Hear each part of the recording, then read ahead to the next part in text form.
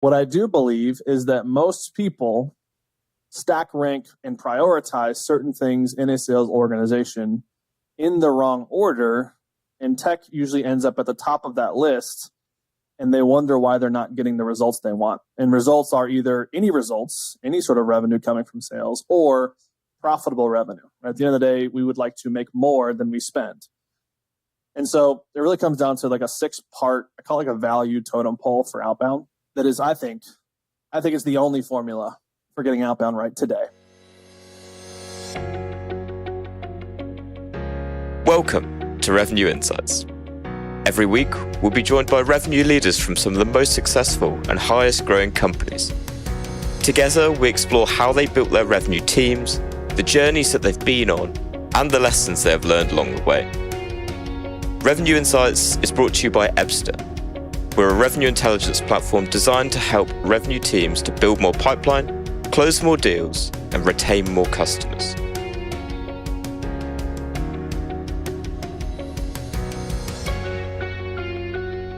Hello there, you are listening to Revenue Insights. Today, I'm joined by Joey Gilkey, CEO of Apex Revenue.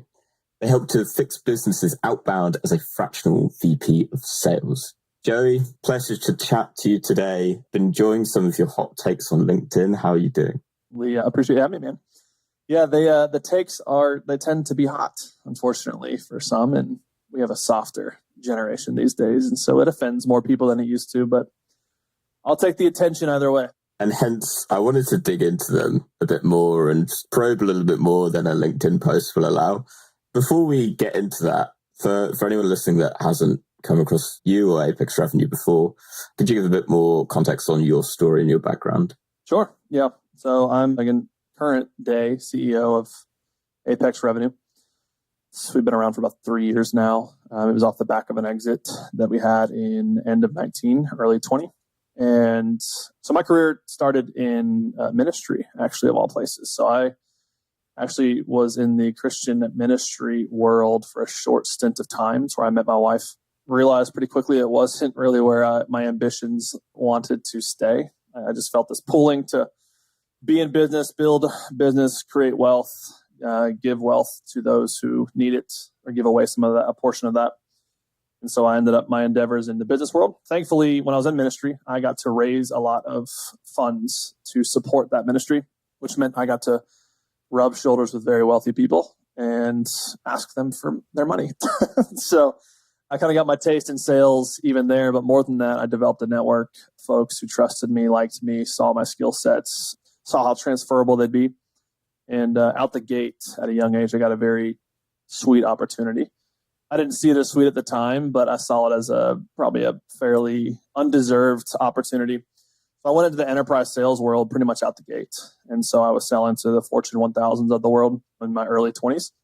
Did very well, sold one of the largest contracts, I don't know if it's to date, but at the time in the healthcare IT space. And they thought that instantly meant that I should be a leader of some sort just because I sold a big contract. They were sorely disappointed when they gave me a very large budget and a bit of a team. I got for lack of better phrases, I got my teeth kicked in a little bit, but I learned a lot. Got to manage a large budget, got to see a lot of inefficiencies at a corporate level. Decided that I hated the corporate level and decided to go take a VP of sales job in more of the consulting space. So in the small to mid-sized market, built a sales operation from scratch. They gave me a fancy title, again, unmerited probably. But yet again, a different type of learning lesson in a sales leadership position. Took that into the marketing world where I ended up taking a sales leadership role at a marketing firm and built up their sales operation from nothing. And then after some under-delivered promises by the founder there of equity and all the things that sometimes get dangled out there as a carrot, I decided, hey, I'm making a lot of people a lot of money by building out their sales stuff. Why don't I go build my own company? And so I set out to do that. And that was my first ever company. I went to build, and there's 1,000 of these companies now, but we were early. So this is 2017, where I built, again, there's a lot of them nowadays, but a lead gen company, for lack of better descriptors. We essentially did outbound sales for companies. We were very, very early and account-based. And so we went after companies who had 7-figure, high 6, 7, 8-figure contract sizes, and we basically deal hunted for them. did that for about 3 years, exited that, and then realized that I didn't want to just be a lead gen company, and I wanted to pull on my actual experience of building sales ops and rev ops. And that's when I built Apex Revenue, which has become essentially a fractional VP of sales company with an emphasis on outbound. Nice. That was long-winded. Sorry. That was beautiful. And that brings us to where we are now. And I think outbound sales is going to be an ongoing topic from today's conversation. So the first thing that I wanted to really pull out, and actually it was one of the posts that you did that first grabbed my attention. And I'm going to read it out for the context of everyone listening, but I'm interested to hear your kind of taking it and to elaborate on it. So you should delete 80% of your sales tech stack if you really want to get outbound right. Gong, delete it. Zoom Info, delete it. Salesforce, move off it. There are more tools at your disposal than ever, yet Salesforce are sucking pond water more than ever. Messaging, strategy, hiring, and leading are the only 4 components that matter in a sales org. If you think a software will solve your outbound problems, you deserve to lose.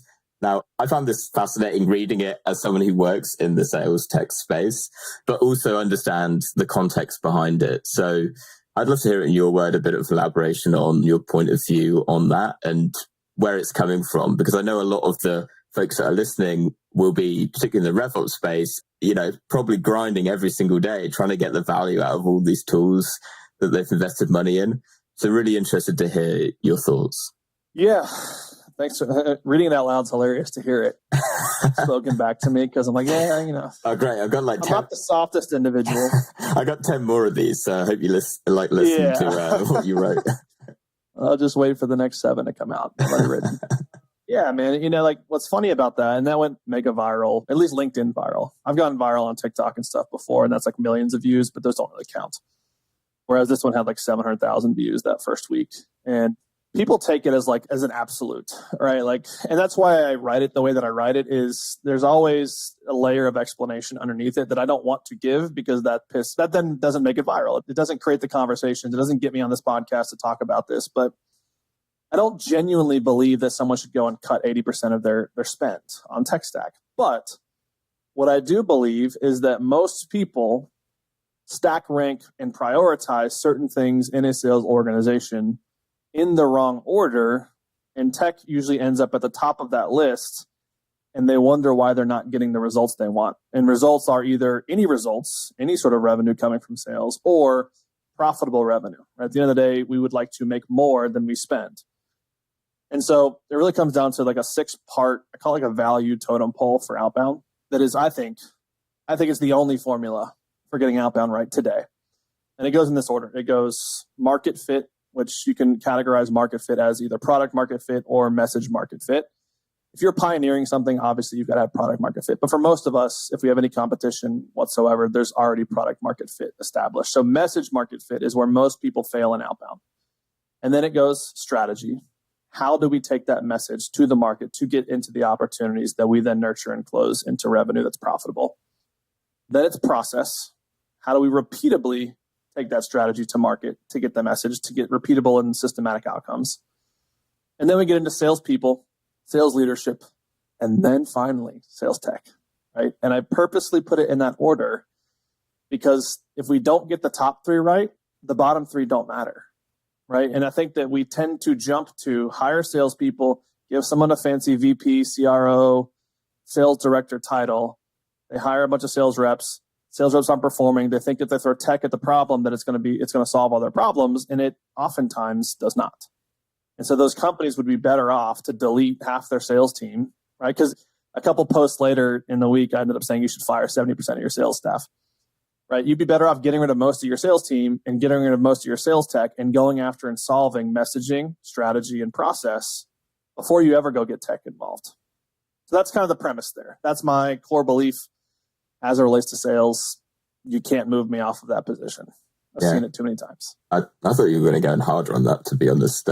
Oh, I can. We're just getting warmed up, brother. We'll save that for after dark. I think I completely agree, and I think you make a great point. We were kind of talking about it beforehand, but for business that you're going into, what is the most common one of those that they're failing on, overlooking? Message market fit. because I think that there are multiple strategies to get an outcome. It may not be the most optimal outcome, but you can get an outcome through whether you choose account-based or you choose campaign-based, high volume, low volume, high personalization, you can still get a result. Is it the most optimal? No. So strategy, I wouldn't say is the most important. It's the second. But I do think that message market fit is the absolute most important. If you do not have that, do not pass go. And certainly don't go buy fucking 6 cents or whatever your intent data or Gong. Your conversational intelligence doesn't really matter if your messaging's wrong. Yeah, which I think is a really valid point. The messaging point obviously speaks to me as a marketer because that's what we obsess over, right? Whether it's our ads, whether it's literally this podcast, whether it's the content that we're creating. If we're putting out a message that our audience think, well, this is just a load of rubbish, then it gets us nowhere. So what's your approach then when you go into a business? How do you start to solve that problem in terms of working out what a good message is? We are unique in the sense that we will solve that problem for them, with them, but a lot of it for them. So we are a fractional VP of sales company. So we will come in and be that sales leader who actually knows what the hell we're doing, right? And we will build the sales operation. We will build sales technology. We will help them hire. We will manage those sales reps in a fractional capacity, right? But before we even do that, before I tell you to spend all that money with us and to spend all the money on the tech and to spend all the money on the sales hiring, we have to get the messaging and the strategy right. And so we tried to put that on the client, the messaging at one point, and we often found that they don't want to do the work to figure out what is that message market fit. And so then we said, okay, cool. In order for us to be more successful, we need to help you get to message market fit quicker. So we developed a process, we call it outbound R&D. It's a research and development process of about 6 to 8 weeks, depending on the complexity. And what we do is we jump in, we figure out, and we make assumptions on what we believe message market fit is for outbound, right? So just mind you, I'm a predominantly outbound focused individual and company. We actually go in, we determine what do we think messaging looks like for outbound, and then we go test it. So we develop target account profiles, we go build lists, we segment that data, we determine what channels we want to test, and then my team that I've built, we will go to market for you. I don't want to waste your dollars on your sales team that we don't know can work or your tech stack. Like, we've got all the things to go test. And our entire goal is to go have hundreds of conversations with that ideal buyer. And we take that message that we made assumptions on, hypothesis, and we go test that message, refine it, test it, refine it, make iterations until we feel like we get to a conversion rate that is acceptable in our eyes. Or we can't get there and we have a serious problem with message market fit. And so in those 6 to 8 weeks, we have called 100 conversations with your target account, your buyer personas, your buying committee members. And we will determine the outcome of your messaging will be based on how successful we are in that time. And then once we have that, we feel good. We have data, we have scripts, we have recordings, we have messaging, we have copy, we have all the things that we can then feel good about going and building your sales operation on top of, because we've secured both the message and the strategy. We know what channels are viable now because we've tested them. We've gotten conversions on them. We know the messaging that works, the scripts, et cetera. So that's how we go about solving it. But if you're not hiring us, then how I would do it is do just that, is go build your list, make assumptions on your messaging, and be willing to have conversation in tranches of 5 to 10 conversations. Be willing to receive the feedback. What I see oftentimes in a lot of companies is they make assumptions on their messaging. They go test it, and they think it's something wrong with the buyer. It's like, brother, sister, at the end of the day, it comes down to you, right? The buyer is the one with the checkbook. And yes, I believe in challenger sale. And yes, you have to educate the buyer on how to buy. Yes. But at the end of the day, if the message doesn't land, that's on you. And so that's not a problem with the buyer. And so we have to craft a message that fits with the buyer. And so I would go out, I would make a commitment that we do not go hire more salespeople. We do not go sign up for more 2-year contracts with ZoomInfo for God knows why, right? I wouldn't go sign up for Gong yet. I would simply go say, we're not going to do that until we have at least 100 conversations and we get a conversion rate on those conversations north of 7%, 10%, up to 15 to 17%. And when we get there, then let's go build the team. Let's go enable the team with more tech. How do you gauge the success of that? Is it just based on conversions at the end of it, or are you like measuring, tracking anything else? Not necessarily. We look at a couple things. So when we go and do it, we are looking at, yes, a conversion number, but everyone's different with their buying windows. And You might have hit the window wrong. There's the whole adage of the statistic of like 3% of your market's buying, 7% is willing to hear you out and honestly could buy. There's 30% that hasn't been thinking about this, but they're persuadable to have a conversation and get the ball rolling. There's probably another 30% that is not ready right now. It's not a priority for a while. And then there's the final 10 to 20% that are just, they're never going to buy. They're never going to solve that problem. I think it's important to have enough conversations to where you hit most of those different segments to get feedback from them. Because it's not just about how many calls are we going to turn into sales ops, right? Opportunities. But it's also about how many of these accounts do we activate for later, right? Are they in the market soon, eventually? If so, I want to break down when I had these conversations. I want to be able to look at all the conversations that I had, and I want to get a percentage breakdown of where people ended up. Yes, interested now. Cool. What's the percentage of our conversation that did that? Yes, not interested now, right? But not never. What percentage of my list is that? No, not me, meaning we have our buyer persona wrong or our buying committee wrong, and we have to go find who it is that we are supposed to go after, either through referral or better research. Or no, never. We're never going to solve this problem. It's not a priority for us, whatever, right? And I want to figure out what that percentage is, and I want to make sure that I'm looking at that percentage and seeing if it's in line with that 3, 7, 30, and 20% breakdown. Ideally better. Hopefully that answers somewhat. Yeah, that does. And what was coming up to me as you were talking, because everything that you described it feels to me as almost like common sense, where it's like, we're speaking the 100%. Same language here.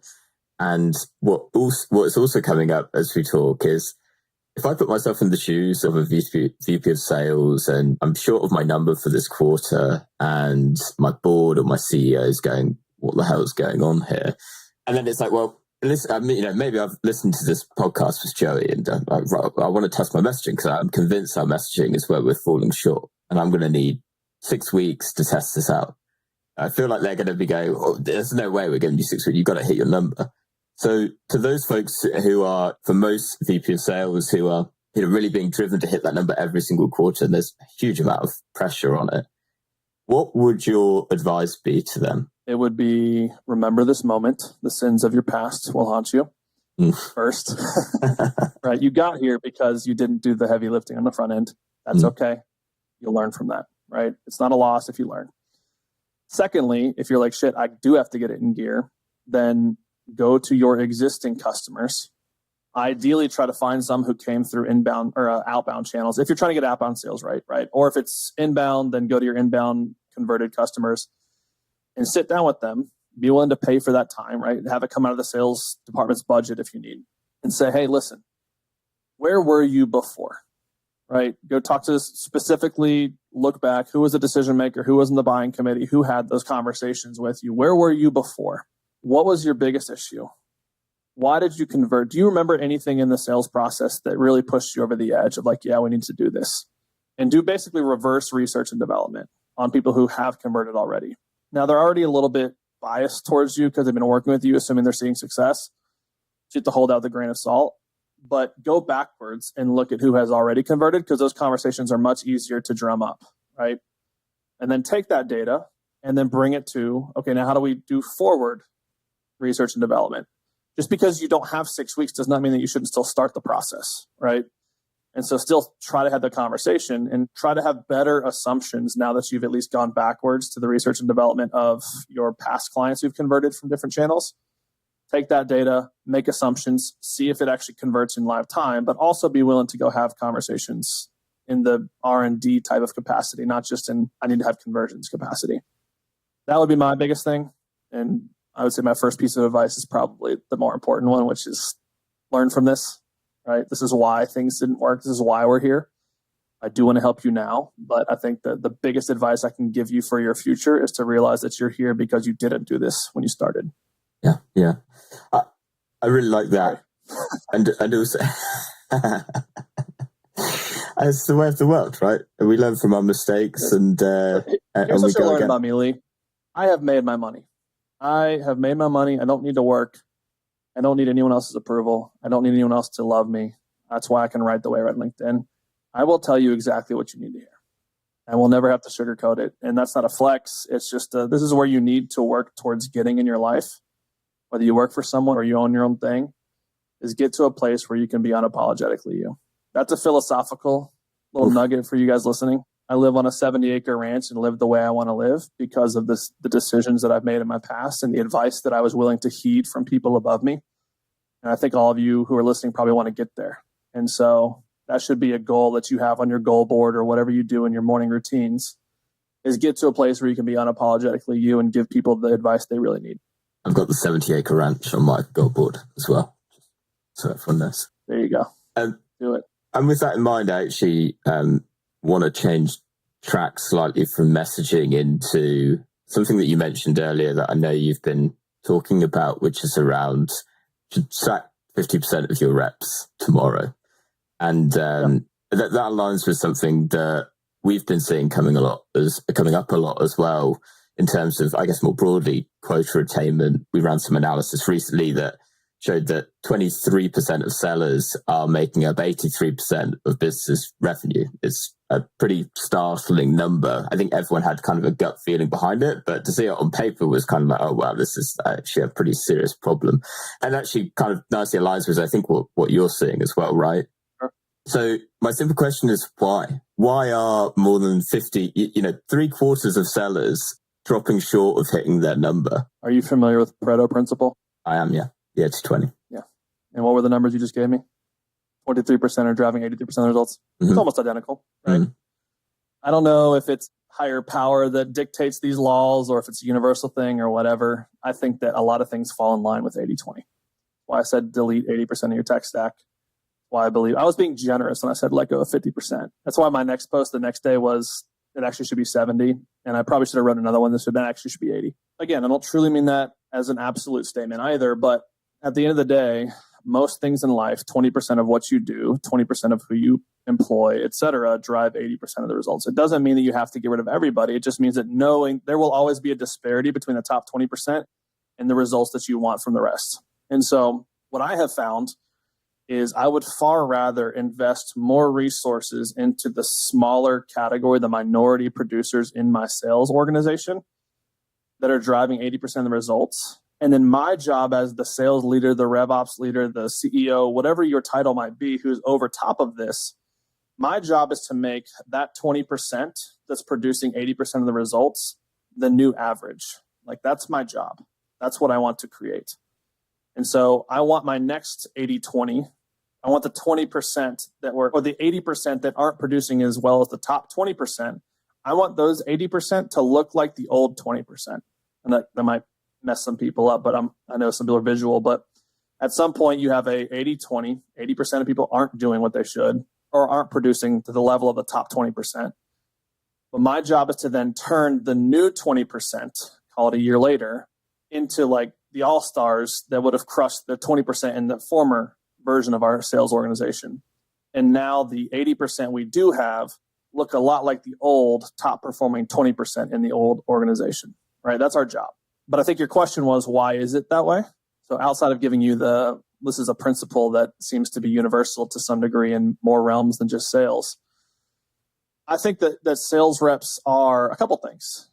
Some are controversial, some are not. One is I think that you got to do the top three right? If you're not equipping them with good messaging, it's just the cream will still rise to the top and they will figure out messaging on their own. But in terms of equipping a sales team, you're just not. You're not giving them the right messaging tools, if you will. Maybe you have them doing the wrong strategy or you're optimizing for the wrong outcomes, right? Like I think that one statement that used to be a core value of our company was outcomes over inputs. And I think oftentimes we manage people to KPIs so closely to KPIs of like lagging indicator KPIs, right? Like your close rate is here and it needs to be here. It's like, yes, agreed. How? Well, just tell me I have to. How do I get there? I'm obviously doing what I'm supposed to be doing. At least that's what I'm doing. I'm told. I'm putting in the 100 dials a day. I'm sending the 50 emails a day. I'm making the 25 LinkedIn connections a day. And yet, I've only got this many opportunities. My conversion rate's too low. My push to pipeline ratio is too low. My close rate's too low. I'm doing the inputs you told me to do, and yet the lagging indicators, the KPIs that you tell me are important close rates not producing. Why? And that's where the VP of sales, the sales leader, the rev leader, the CEO needs to do the hard work of answering that question of why. So to sum all that up, I think that sales reps are managed to the wrong metrics. They're managed to inputs. They are not managed to outcomes. And we try to keep them in a box of inputs instead of saying, I want you to go out there and get the outcomes that I ask for. Revenue influenced. That's one. And then I think two, this is the more controversial take. I think sales reps are f***ing entitled. They have become more entitled than ever. And here's why. And it's our fault. It's employers' fault. It's leaders' fault. Because we have gotten to the point now, and I think COVID played a role in this. I think that a lot has created this where sales reps, SDRs, are now getting paid the equivalent of 3 year ago account executive, right? And account executives are getting paid the equivalent of a sales leader in some cases. And sales leaders are also following in suit, and they're getting paid the level of a C-suite sales leader, right? And so we get to this place where it's nearly impossible to turn a sales organization profitable because of the demand on what it costs, right? And you layer on top of that every organization is now battling over their tech stack. Oh, you come over here, we have Gong. Come over here, we have better data, we have Zoom Info. Come over here, we've spent $1 million on our Salesforce build out. And these sales reps are like, oh, I want to go to that organization because they spent more on their tech stack. It's going to make my life easier. And so they go to a place where the messaging's not good, the strategy's not good.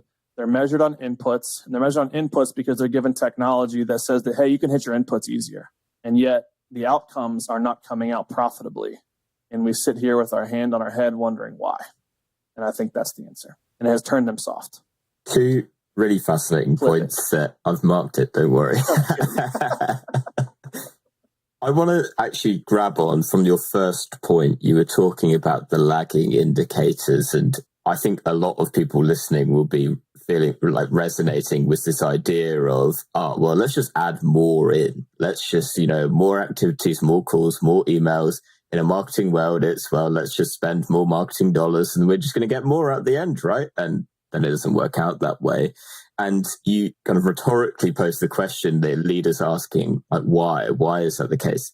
Why do you think that is the case? And what would you say are the leading indicators of revenue for those reps? Yeah, I think the lagging is obviously revenue influence, close rates.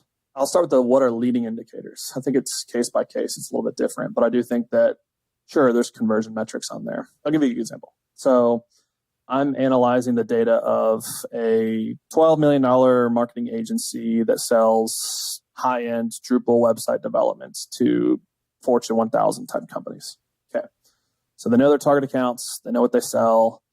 When I look at the data beneath the data, and I understand that they're making, let's just say in the past 6 months, they have a small team. Past 6 months, they made 3,900 dials. Whether that's too much or too little is a completely subjective case by case, right? Some people just might be like, oh, they're just not making enough volume. Well, yeah, maybe. Yeah, totally maybe. Or maybe not. And then you go a layer deeper and you say, okay, well, what's their dial to connect rate? That's interesting. So the dial to connect rate is on 3,900 dials, they've only had 79 connections. That's abysmally low. That's 2%. Okay. So that means that they have an issue connecting with who they deem as their decision maker. You look a layer deeper and you realize that of the connections they had, they're only converting, I think the number was 1% of those conversations or connections. All right, that's really, really bad. So a 1% conversion on a 2% connection on 3,900 dials, that's 6 conversions, roughly, on 3,900 dials. So if I look at those numbers, what that tells me is a couple things. And again, there's more layers we can get into, but it tells me a couple things. One, you have probably poor data, or you've not determined what is the best number to dial, right? So you've not done the heavy lifting on what dial should we be going, or your data source is bad, right? Maybe you're using Zoom Info, or you're using Slintel, which is attached to 6sense, or you're using Apollo's data, or whatever your data might be, your segment data is not great. And so you have a poor data process. And so what that tells me, I can reverse engineer and I can look at, based on the volume of dials you're doing, the connection rate you're getting and the conversion rate on those connections that you're getting, I can tell that you're going to have a conversion every 29 days. That is unsustainable. Jimmy, not his real name. But I'm going to look and be like, this is just unacceptable. We can't keep accepting this. And we've been doing this for 6 months. And you don't know how to look at the data on the front end, and the data tells you a story.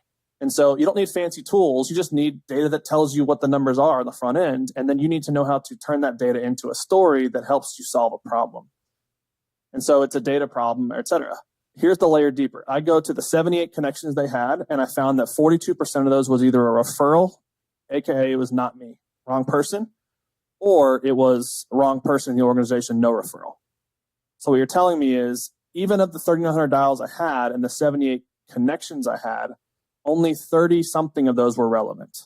So I have a buyer persona issue. I'm going after the wrong title, the wrong buying committee. I think this person makes the decision, but 42% shows me it's not. So who are they referring me to? That needs to become the new buyer persona or the new key buyer in my buying committee, right? And those are the things, those are the leading indicators of lagging success. Of course, their revenue's down. Of course, they're not closing, right? That was a lot. I could go deeper, but that's the things you have to look at is what are the things leading up to that? The other aspect is that's all objective.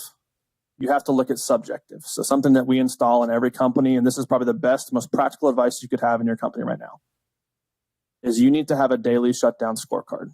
I literally believe in this so much that I built an internal software for our VPs this is how we manage sales reps for all of our clients. Have a daily shutdown scorecard where they have to manually report. I know you could have APIs all you want, but they have to manually report and go find their own data and put it in. Why?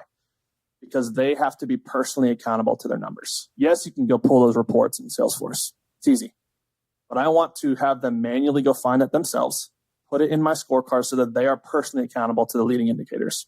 Simultaneously, one of the other questions that we ask in the daily shutdown scorecard is subjective answers, right? So objective is your production. Subjective is how do you feel? What are you struggling with? What are you experiencing on the ground, boots on the ground in your conversations? Where do you feel like you're getting hung up here? And they will oftentimes tell you intuitively what they believe is wrong. It might be wrong, might be right, doesn't matter, but they are giving you data as a sales leader who's monitoring these manual daily shutdown scorecards on what they need. And if you're not giving them what they need, then it's on you. I love the point at the end there, particularly on, I guess, qualitative feedback, right? Which it's very easy to go, oh, I've got all this data, I'm going to make a decision based off the back of it. Now we're going to go and do it. And it's just like, okay, on to the next thing now. Off it goes and runs. And I'm just going to go and look back at the data then in a week's time. Super fascinating point. And I love actually the layer that you were going into, right? And particularly around the point of personas. We personally would look at it from the perspective of, at the end, looking at those close won deals, which personas are most likely to be involved as part of your successfully won sales processes? Which are you spending loads of time engaging and spending loads of time sending your emails to and so on and so forth, but they never close, right? And all of that starts to feed back into the original journey in terms of owning in on, rather than going loud and proud and going as wide as possible, actually starting to narrow it down into where you're actually generating results. Yeah. And again, like coming back to strategy, like it's okay to have those conversations and connections with people who aren't the buyer. If you're taking an account-based approach and you have a much more targeted list, right? It's okay to talk to, we call it key buyer is a level, buying committee is a level, and frontlines members is a level, right? And the way we define that is key buyer writes the check, has to raise the hand. Buying committee is, they just can't be thumbs down, right? They can either be neutral or for you, but they might influence the decision in some way, shape, or form. And then frontlines are typically people who are affected or impacted by your solution. But you can get data from them, but whether they're for you or against you doesn't really matter. It's just they're good for data. They're good for helping you find a decision maker. So you can talk to the wrong people. That's fine. It needs to be part of your strategy. Yeah, absolutely. And email has all those leading indicators too. I went cold call, but you can go email, LinkedIn. You can do that same, open rate, bounce rate, response rate, positive reply, conversion rate. All those different metrics tell you a different story. Yeah. I want to ask you a penultimate question. And because you've touched on it a few times, there's 3 bits of tech that you need: CRM, sales enablement, and then good data, which I think we've covered quite nicely in today's episode. But I want to know, let's imagine I've got my messaging down. I've got a strategy in place and it's working, right? What's my stack? Well, I just want to know what the 4th one is that you're like, you know what? Of all of the tech out there, this is the one that you'd most commonly recommend. So again, this is dependent upon your strategy, but let's just say I'm an account-based guy at my core, right? Like I mentioned, I've landed one of the biggest deals in the history of this big company because I know how to break into accounts. It's not rocket science. It just takes a little bit of thought. And so honestly, if I was to add a fourth one, and account-based was really important to me, or lower volume, higher conversion, aka higher personalization, is going to be a key driver for me, then there's a difference between a data tool and a researching tool, right? A data tool oftentimes gives you public-facing data that is, you need it to do your outreach, right? So that's your numbers, your mobile lines, your landlines, your direct numbers, your headquarter numbers, your emails, your LinkedIn profiles, etc. Research is more about, at a contact level, what is important to this person, what means something to them, both in their personal life and their professional life. And so if I was to introduce a piece of tech that is additional to a CRM, a sales engagement tool, and a data tool, it would be a research tool. So a good example right now, one that I'm testing, I can't say I endorse it because, again, I don't know your case study or your use study, is clay.run. So Clay has kind of jumped on the scene recently. Very cool. You can play with AI in there and all that fun stuff. Again, I care about tech, but I care about it after everything else. We have everything else dialed, so I get to play with tech because it's fun, and I get to optimize and make more efficient, more effective. But Clay helps you essentially build your own scripts, if you will, of, I don't mean scripts like a call script, I mean scripts like running a script code type of thing, where you can upload or import or have an API send your list of contacts you want to go after. And you can set rules for each column of this spreadsheet that runs a script. And so an example might be, hey, for this person, I want you to validate this data, numbers, emails, etc. But I also want you to find an about page on their website URL that has their name on it. If there is one, if there is not one, skip. Link to it. Great. The next is I want you to look for keywords in their LinkedIn content, of the history of their LinkedIn content that has these keywords in it, link to it. Right? You can kind of get the idea. That speeds up research process. And so for me, if I was adding a tool, I'd have CRM, sales engagement data, and a tool that enables me to research better, because I know that if I can interpret that research, I can make my emails more personalized. I can make my hook in my phone call more personalized, right? If I could call a decision maker right now and I found out that they love collecting Rolexes and I currently have a Rolex Batman on, I can call and say, hey, listen, this is a cold call. Yes, I want to talk to you about what I'm actually calling, but more importantly, what Rolex are you wearing today?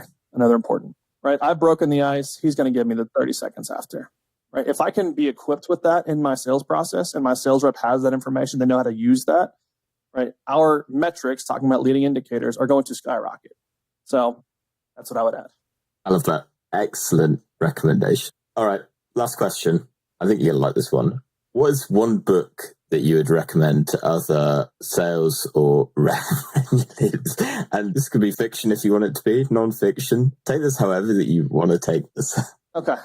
I'm not going to make it about sales, but you can always bring it back to sales. I'm a master wordsmither, but I will not try to bring it back to sales. I'll just give you a very powerful book. It's a very unknown book, and it can be a little trippy if you read it. So a lot of people have heard of, especially a lot of entrepreneurs or people who've kind of like gone out to like build wealth in real estate or in their own business, and have taken the ambition there. And neither way is better, right? I think that some number twos, number fives in companies are far better off than being a number one. They're just not wired that way. Nonetheless, there's a book that is far less unknown by Napoleon Hill. So Napoleon Hill is famous for the Think and Grow Rich. Great book, highly recommended. Will probably change your life too. But he has another very, very unknown book called Outwitting the Devil. And it's essentially a narrative book of his recollection of a conversation that he had with, in air quotes, the devil, right? And so whether it's actually took place or it's just his way of communicating a very unique message, this book was never published for 70 years or 80 years after he wrote it. It wasn't until after he and his wife had passed that his family allowed it to be published, I believe in 2011. And it's a fascinating book because it has shaped a lot of my philosophy on life. And it comes out a lot in my content of the importance of thinking, the importance of your mind. Because the whole book premise, and I want to ruin it for some people, it's a shorter book, but the whole premise is basically, he's talking to the devil, and he's basically has the floor with the devil, or the devil has to answer his questions. And so he asks the devil, he goes, how do you get what you want to get in life? How do you turn 98% of people into slaves, basically? And a lot of it comes down to, I get them to stop thinking for themselves. I get them to just have I follow the herd mentality, and I think for myself, and I believe what I am told, as opposed to I sit down and I have deep thoughts about why is this the way it is. And so that can be applied to sales, it can be applied to your life or whatever, but I think that, and go read it yourself, but I think at the end of the day, if you can learn to think, then you can become a master problem solver in every aspect of your life, including sales or marketing or whatever your ambitions might be.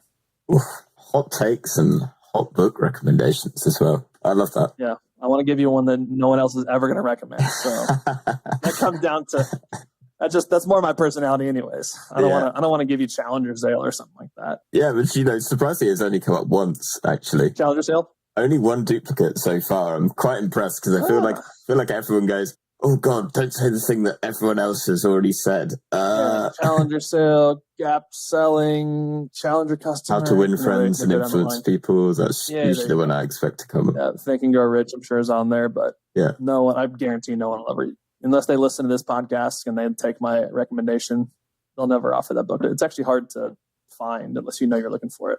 Well, I kind of want to read it, so I'm going to have to... You should. It's a great listen, too. If you're an audiobook guy, it's a great listen. Amazing. Right, Joey, it's been an absolute pleasure. Really enjoyed digging into things today. For anyone listening that is like, you know what? This guy's talking a lot of sense. I want to hear more of that. You've already kind of teased to me that you've got 7 more really interesting posts lined up to come out. So for anyone that wants to read and hear more, where can they find you? Yeah, just go to LinkedIn, linkedin.com/in/Joey Gilkey. Hit me up on Twitter. I don't talk anything about sales, but I talk a lot about other things, I believe. And so that's more of my platform to vent on other shit that I want to talk about. But LinkedIn's probably the most applicable. So come find me there. If you're a company and you want to talk to Apex, just go to apexrevenue.com. Awesome. We'll put links to all those down below. And if I can find that book recommendation, I'll include a link to that as well. We'll see how I get on. Yeah, I'll send you a link. Highly recommend. Awesome. Thank you, Joey. Really appreciate it. And to everyone that's listened this week, we'll catch you next week. Thanks for listening to Revenue Insights. If you want to learn more, subscribe to our newsletter and we'll deliver every episode straight to your inbox. If you have any questions, feel free to connect with us on LinkedIn. Our links will be in the episode notes. See you next week.